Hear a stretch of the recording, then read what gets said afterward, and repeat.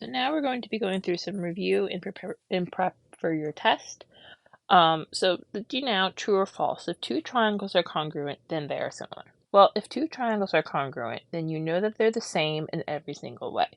So you know all of the angles are congruent, so then it must be true that the triangles are similar. Now, however, if you think of similar triangles, the only thing that you know is the same are the angles. The sides are not actually congruent, so that would be a false statement. So with similar figures, you're usually going to have to set up a proportion to figure out a missing value, usually a side. So for example, if triangle ABC is similar to triangle TUV, set up a proportion to solve for x. So this requires you to make sure that you are using the correct corresponding letters to identify what goes with what. So I am highlighting here just to make it easier for myself, and I'm going to then go through and highlight my diagram as well.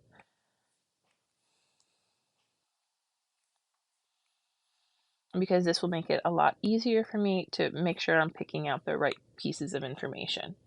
So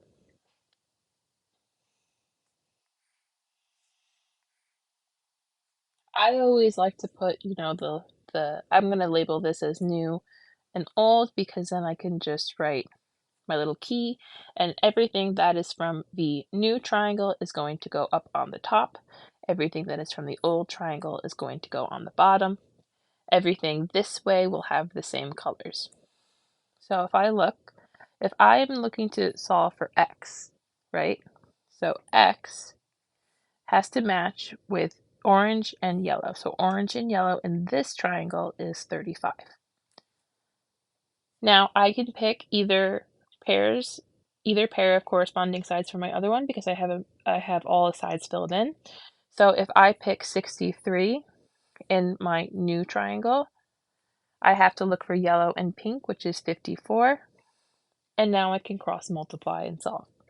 So 63 times x is 63x.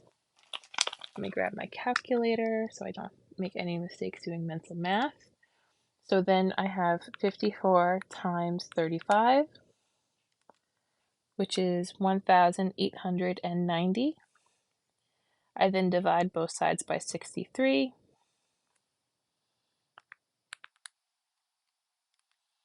To get that x is equal to 30.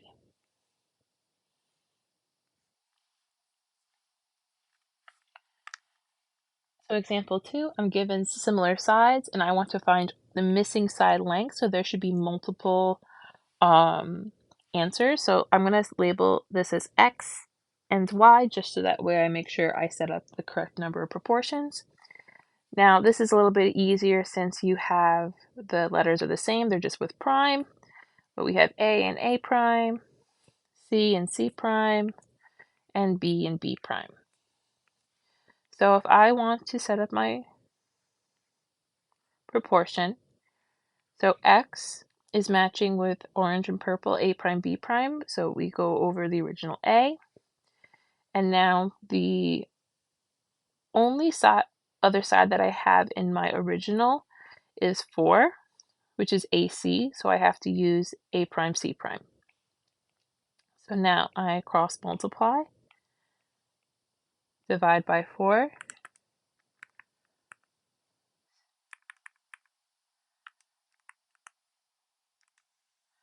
to get that x is equal to 15.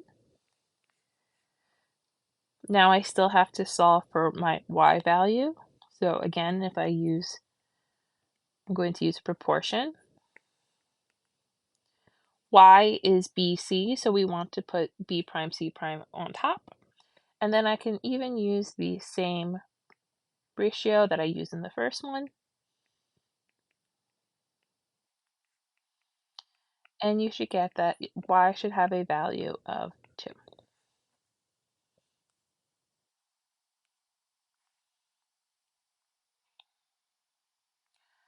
So given that DE is parallel to AC, find the length of AD and AB. So because the lines are parallel, we know that the triangles BDE and BAC are going to be similar. So we're going to use that. So I want to find AD, which is this piece, and the full length of AB. Let's call that Y. So the way that I would do this is because since we're looking for the entire length, right?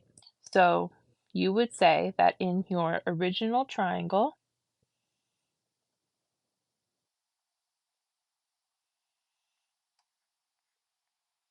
we had 5 and 4.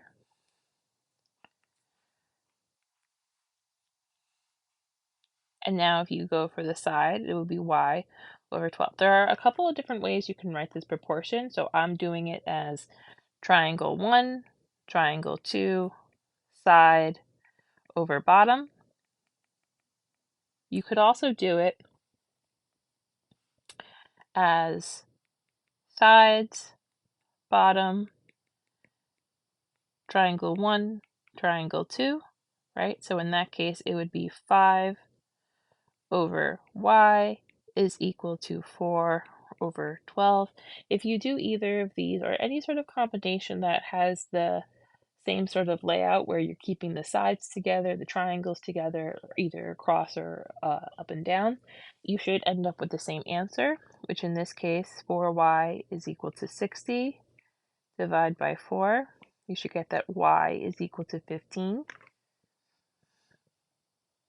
And now if I want to find x, I know that y is equal to 15, which was equal to 5 plus x, so then x is 10, because x and 5 have to add up to the total of 15.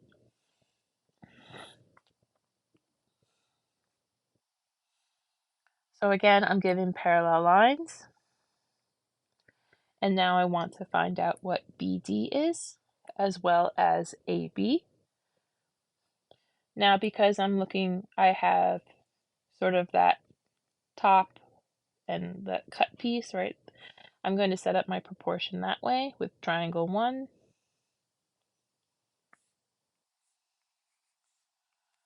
with, right, so this is almost like triangle 1. Actually, no, because we're not looking at two triangles, so that wouldn't be the same thing. But anyway, so if we look here on one side, we have 5 and x. So x over 5 would be equal to 16 over 8. So we do 16 times 5, which gives us 80 is equal to 8x. So you should get that x is equal to 10. And now y is the entire distance. So y would be equal to 15 because you would do 5 plus 10.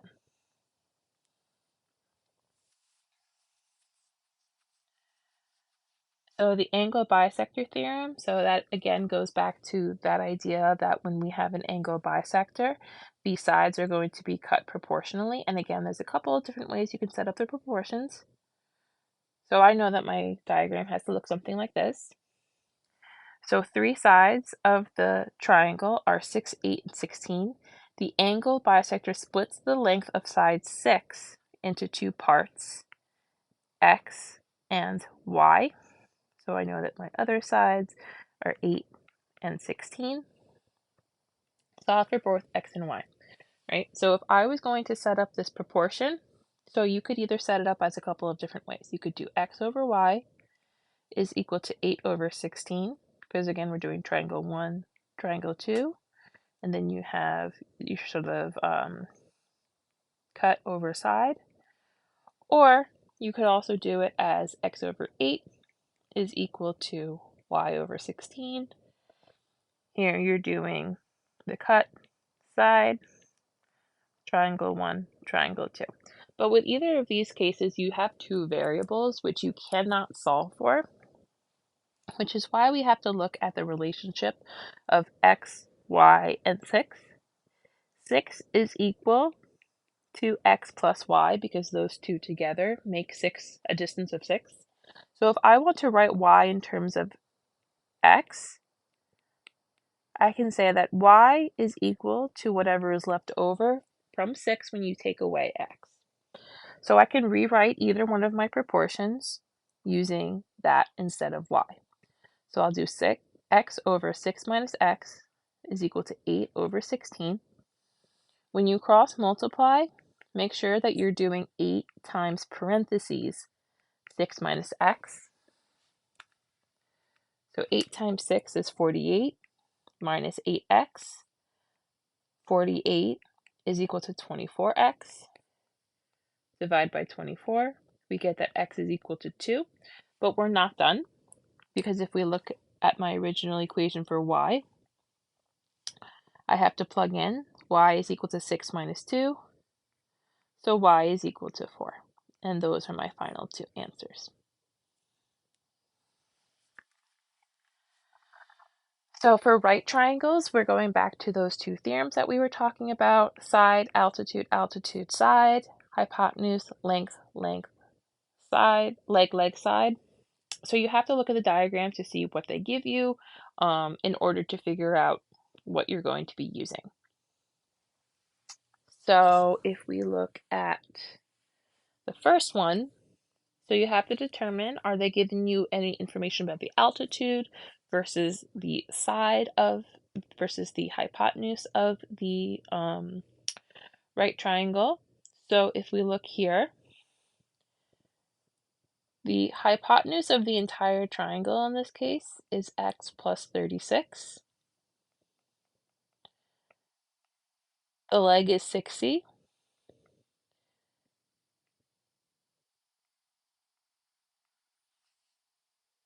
So the reason why I got that, because here's my h, my leg, that's in both of my triangles, and then the final side. So now again, make sure that you are distributing when you are cross multiplying. But 60 times 60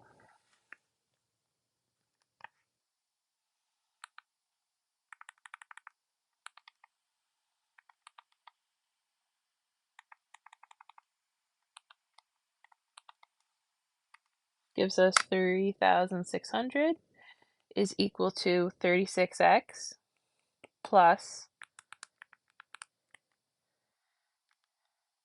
1,296, which we subtract from both sides. 3,600 minus 1,296 gives us 2,304 is equal to 36x. Divide by 36.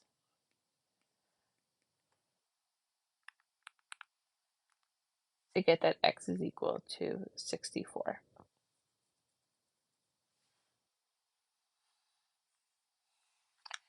Now, if we compare this to number 2 is giving us information about the altitude. So I know that I'm going to set up side, altitude, altitude, side.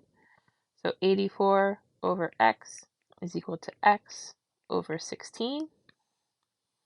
Cross multiply, x squared is equal to 84 times 16, which is 1,344. Now, in order to get rid of a square, you have to use the square root.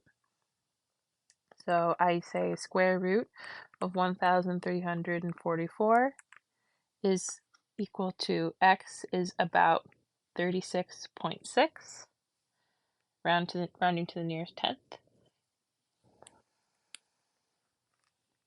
Now again, I'm looking at this setup. I'm given information about the altitude, so I want to use side, altitude, altitude, side. So if this is 64 and the entire thing is x, then I know that this piece right here is x minus 64.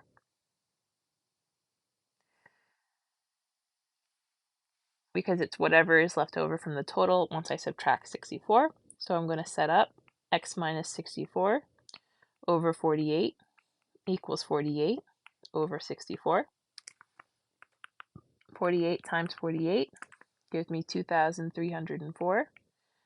Now again, when you multiply a binomial, you need to make sure you're distributing. 64x minus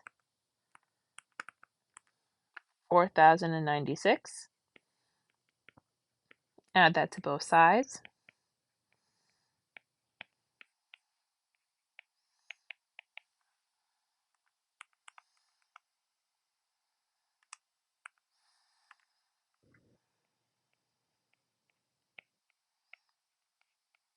and we divide by 64 to get our answer that x is equal to 100. And then finally, if we look here, there is nothing given about the altitude, so we're going to use hypotenuse leg side. The entire hypotenuse in this case is not x or 9, it is x plus 9. So the hypotenuse is x plus 9 over our leg of the larger triangle, which is 15. And that will be equal to the leg over the side of your smaller triangle. So 15 times 15 gives you 225. And again, make sure you are distributing when you are multiplying the binomial. Start by subtracting 81 from both sides. You have 144 is equal to 9x. Divide by 9 to get that x should be equal to 16.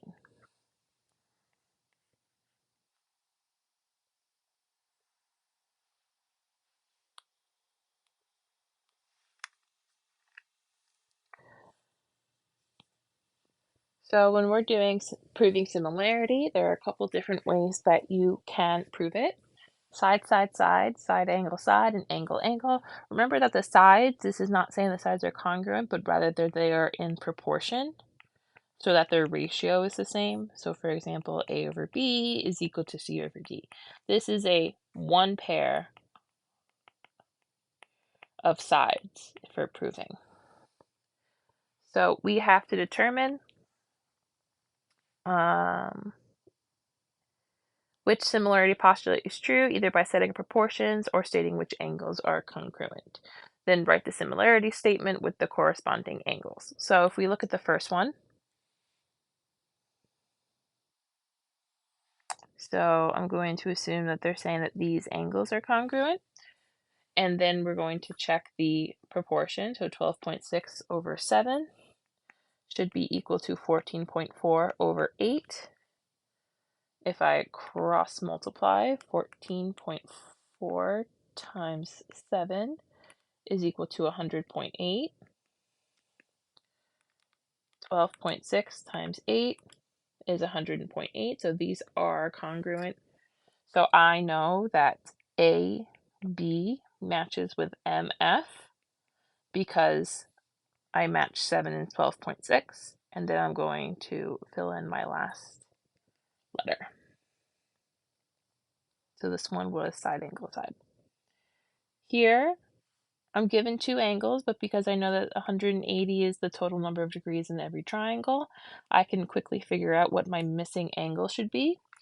So 180 minus 51 minus 62 gives me 67. So this is going to be similar triangles, and I can do this using angle, angle. So I know that Y matches with P, X matches with N, and then fill in your last letter. This is going to be angle, angle, because right away you should see, oh, there's one angle that's the same, so A is the same in both. And then you know really that you have three pairs of congruent angles, but we're going to leave those be. So A, B, and E match, and then you have C and F. Here, if it is going to be anything, it would have to be side, side, side, because you don't know anything about the angles. So let's check 9 over...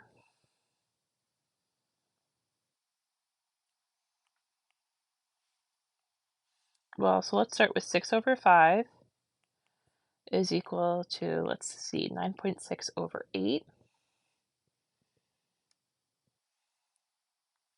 So the reason why I'm checking these, right, the largest side of your triangle in both cases would have to be corresponding because it wouldn't make sense that the largest side would become a smaller side in a similar triangle. So I'm first going to set up all of my proportions. And so because it's a 3 different ratios, I can just divide my numbers and jot down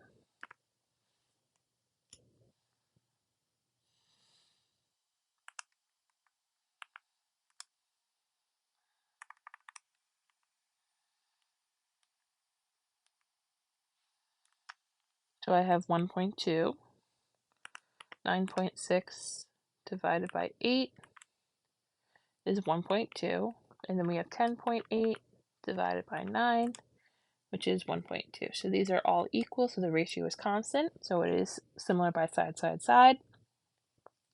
So we know that BC matches TR, so we have BCA, TRH.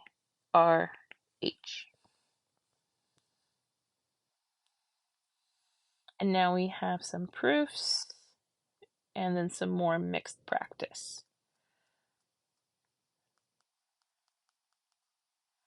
So if we look at the proofs, if we are given that AB is parallel to DE, so AB is parallel to DE, and we want to prove that the triangles are similar. So right away, when you highlight, you should notice that this forms the bow tie. So you know that angles 1 and 2 are congruent because they are vertical. And then because you have a pair of parallel lines, if you highlight that Z format, if I can draw straight lines, you also know that you have an additional pair of congruent angles because these are congruent alternate interior angles. So we can write that out. So all I am given in this case is that AB is parallel to DE, and that is given. I can state that angle 1 is congruent to angle 2 because we have that vertical angles. So hold on, let me state this correctly. So similar to we were doing with perpendicular lines, you need to sort of state the entire two lines into one if you're going to state it in one line. So angle 1 and angle 2 are vertical angles which are always congruent.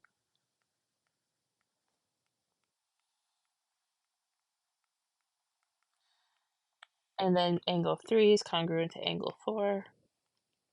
Alternate interior angles are congruent. I'm getting lazy and writing things with symbols. And then you can state your proof statement. Triangle ABC is similar to triangle DEC. Reason, angle, similar to angle.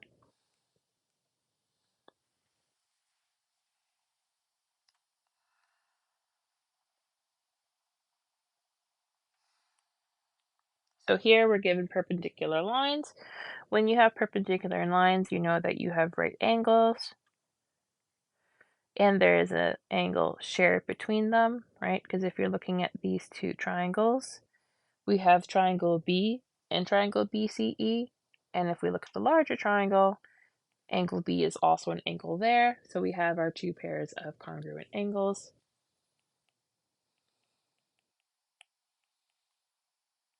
Writing out the given.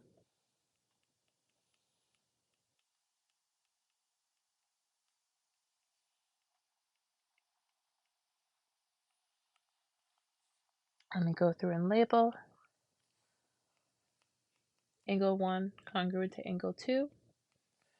Reason is because perpendicular lines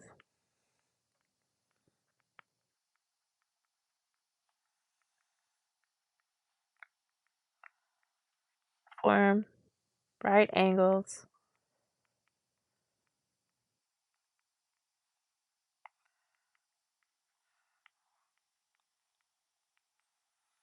which are always congruent. Now we can also state that angle B is congruent to angle B by the reflexive postulate. So then because of that, triangle ABD is similar to triangle EBC because we have angle is similar to angle.